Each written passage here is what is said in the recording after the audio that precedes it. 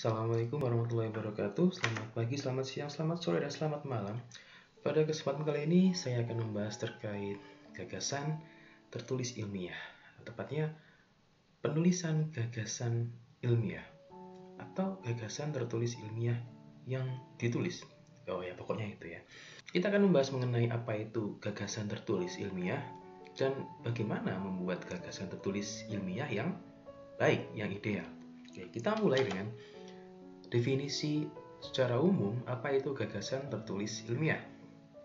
Oke, saya punya 4 kata kunci yaitu ide, kreativitas, respon intelektual, dan masalah atau persoalan. Ya, ini adalah definisinya, yaitu sebuah gagasan berupa ide yang kreatif, ya, yang inovatif, yang mana ide itu merupakan respon intelektual, ya. Dari apa? Dari masalah atau persoalan yang muncul di sekitar Anda. Ya, boleh ini lingkupnya, boleh lingkup global, lingkup nasional, atau lingkup lokal. Jadi itu yang ditulis, di gagasan yang ditulis. Bukan hanya dipikirkan saja, bukan hanya didiskusikan, tapi juga ditulis. Oke, lalu ide yang bagaimana? Ide yang inovatif, ide yang baru, unik, dan pastinya bermanfaat karena akan menyelesaikan masalah. Ya, manfaat artinya sesuai, relate antara masalah apa dengan ide yang dimunculkan. Nah, ini adalah secara umum gagasan tertulis ilmiah. Lalu bagaimana cara menulis gagasan ilmiah yang tepat? Ada 8 poin utama dalam gagasan tertulis ilmiah. Yang pertama adalah kondisi terkini terkait masalah. Yang kedua, gagasan-gagasan lama yang pernah diterapkan. Yang ketiga, kelemahan-kelemahan gagasan lama. Yang keempat, gagasan baru yang ditawarkan. Yang kelima, seberapa jauh gagasan baru dapat menyelesaikan masalah. Yang keenam, pihak-pihak yang terlibat. Yang ketujuh, kontribusi pihak-pihak yang terlibat. Dan yang terakhir, langkah-langkah gagasan baru. Baik, kita akan bahas secara singkat satu persatu. Yang pertama, kondisi terkini. Oke, Anda harus bisa mendeskripsikan, Anda harus bisa menuliskan redaksi yang menyatakan adanya kontradiksi, ya, adanya perbedaan, sesuatu yang ideal, hal yang ideal dan kenyataannya. Saya ibaratkan seperti gambar pohon ini ya. Idealnya pohon itu rindang, daunnya hijau, tapi kenyataannya daunnya rontok semua. Oleh karena itu, untuk mengetahui, untuk bisa menulis kondisi yang ideal atau hal ideal, Anda harus memperkuat literasi Anda dengan membaca dan juga kaitkan dengan pengalaman Anda. Ya. Lalu bagaimana kita memahami kondisi nyata? Yang pertama, kita harus mempunyai rasa empati. Artinya kita peka terhadap apa yang terjadi di sekitar kita. Peka. Oh, ini ada masalah nih. Oh, ini ada persoalan. Yang kedua, kita harus kritis. Ya, kita harus kritis dengan apa yang terjadi di sekitar kita. Nah, contoh gampang lah, masalah banjir misalkan. Banjir itu kenapa mungkin di daerah Anda ya, di kabupaten Anda.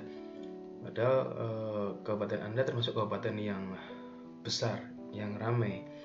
Tapi setiap tahun pasti banjir. Nah, menurut teori, berdasarkan literasi dan pengalaman Anda, seharusnya tidak ada banjir di daerah tersebut. Itu literasinya, apa kondisi idealnya. Tapi nyatanya tetap terjadi banjir. Anda harus kritis, Anda juga harus empati. Oh, ternyata banjir itu masalah. Mungkin bagi orang biasa itu bukan masalah, karena ya memang sudah terbiasa dengan hal tersebut. Ada yang menyatakan, oh bukan masalah, itu sudah biasa banjir kok.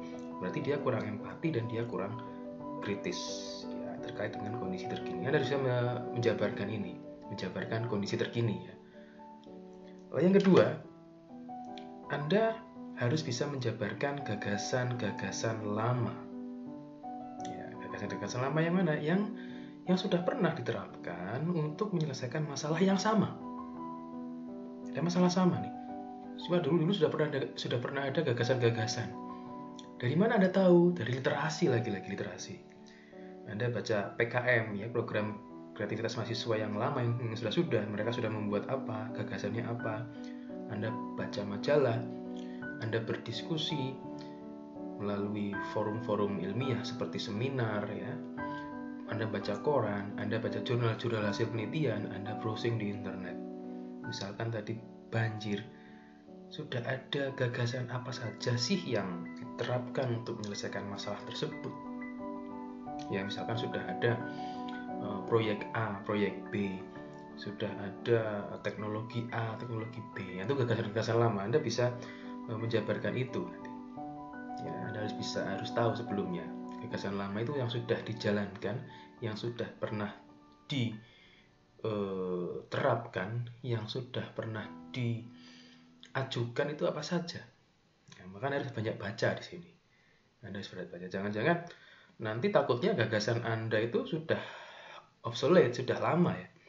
Ya, kan nggak lucu juga Anda mengajukan gagasan tapi ternyata gagasan itu sudah pernah dipakai, sudah pernah diterapkan bahkan. Ya, oke. Yang ketiga adalah Anda harus bisa menganalisis ya, gagasan lama itu kelemahannya apa saja. Ya, dikaitkan dengan kondisi aktual terkini, kondisi nyata saat ini. Ya, Anda bisa mencari kelemahan-kelemahannya, Anda harus kritis. Anda harus bisa mengkritisi gagasan-gagasan yang sudah lama.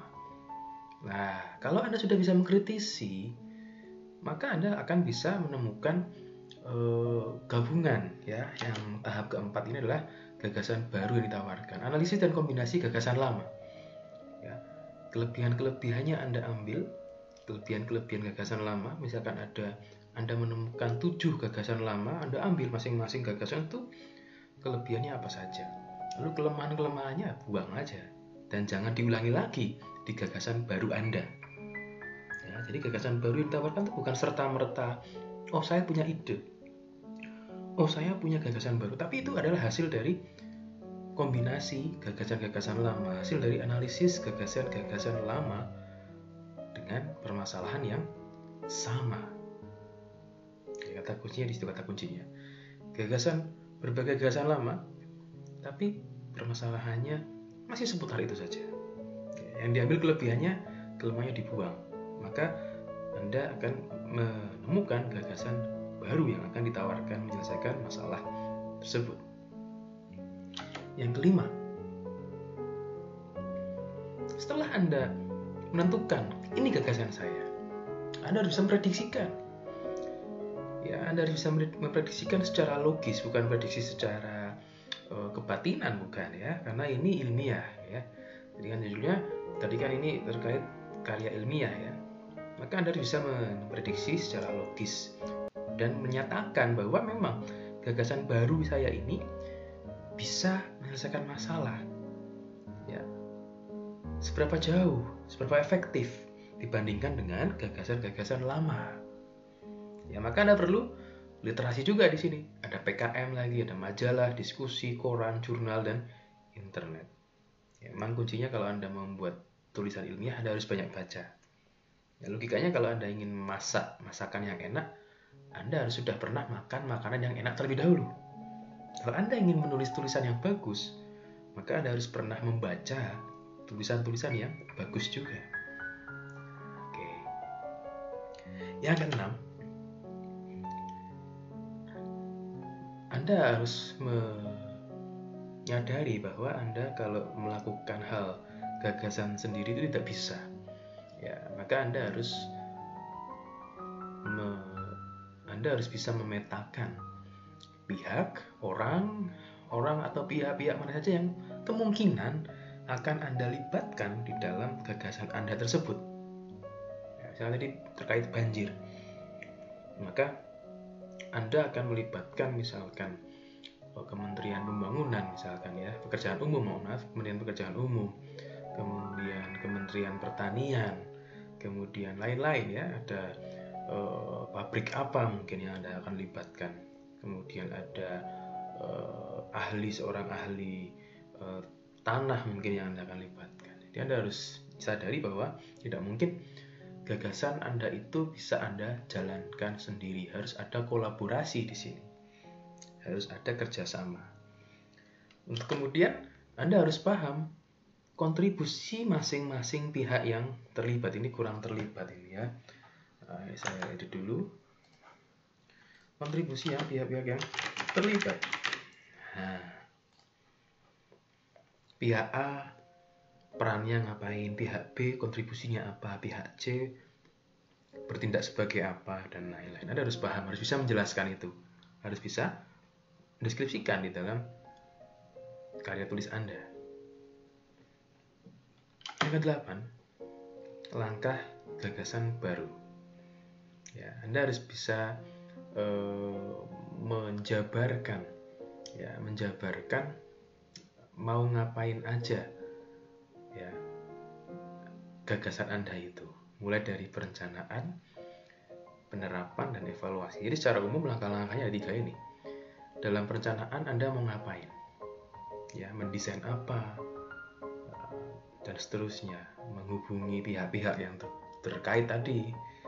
Kemudian di penerapannya mau berapa tahun, biasanya jangka panjang sih biasanya ya.